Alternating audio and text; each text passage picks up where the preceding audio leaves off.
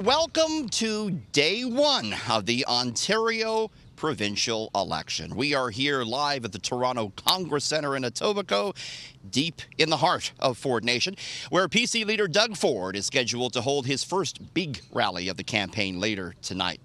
But the party leaders, they wasted no time today hitting the campaign trail and getting into campaign mode. In fact, the attacks were already flying left, right, and center. The four party leaders hit the ground running right across the GTA. There he is. PC leader Ford was in Brampton. Careful. Liberal leader Del Duca in Etobicoke. NDP leader Andrea Horwath in Mississauga. I'm ready to go. The rest of you ready to go? And Green Party leader Mike Schreiner in Toronto.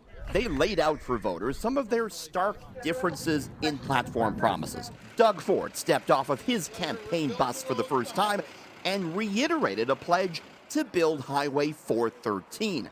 That proposed 60-kilometer freeway would connect Milton to Vaughan. It's a strategic gamble for Ford in that he likely hopes it will appeal to the voters he needs in the 905, many of whom rely on cars to get around, not transit.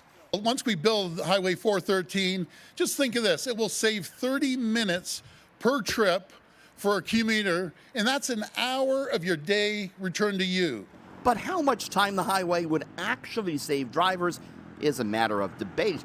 A 2017 Ministry of Transportation report found 413 would reduce travel times by only 30 seconds, not 30 minutes, as Ford claimed today.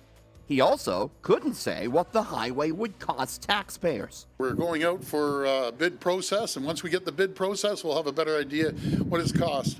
Across town, Liberal leader Del Duca was trying to take the wind out of Ford's day one campaign sales. He's promising to use the $10 billion he says it may cost to build Highway 413 and instead use that money to build and fix schools.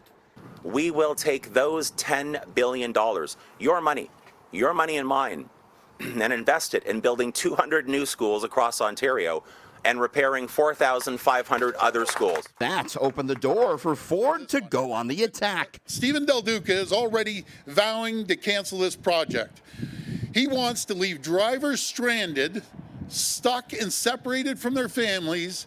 It's the pattern learned as Kathleen Wynne's transportation minister.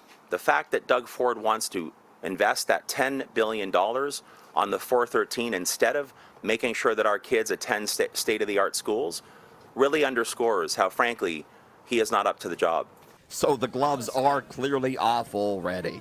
Meantime, NDP leader Horwath spent day one of the campaign positioning herself as the clear alternative to the incumbent. We're the only ones that can defeat Doug Ford. With this strong group of candidates, as well as our 40 seats that we gained last time around as official opposition, we're absolutely the ones that can defeat Doug Ford. While Green Party leader Mike Schreiner positioned himself as an alternative to all others. The bottom line is the old parties are just not getting the job done. Half measures or no measures, especially when it comes to addressing the climate crisis, will not leave a livable future for our children. So what are the polls showing here on day one? Well, if the election were held tomorrow, Ford would win another majority, according to this new Ipsos poll that gives the PC's 39% support behind the Liberals' 26% and the NDP's 25%.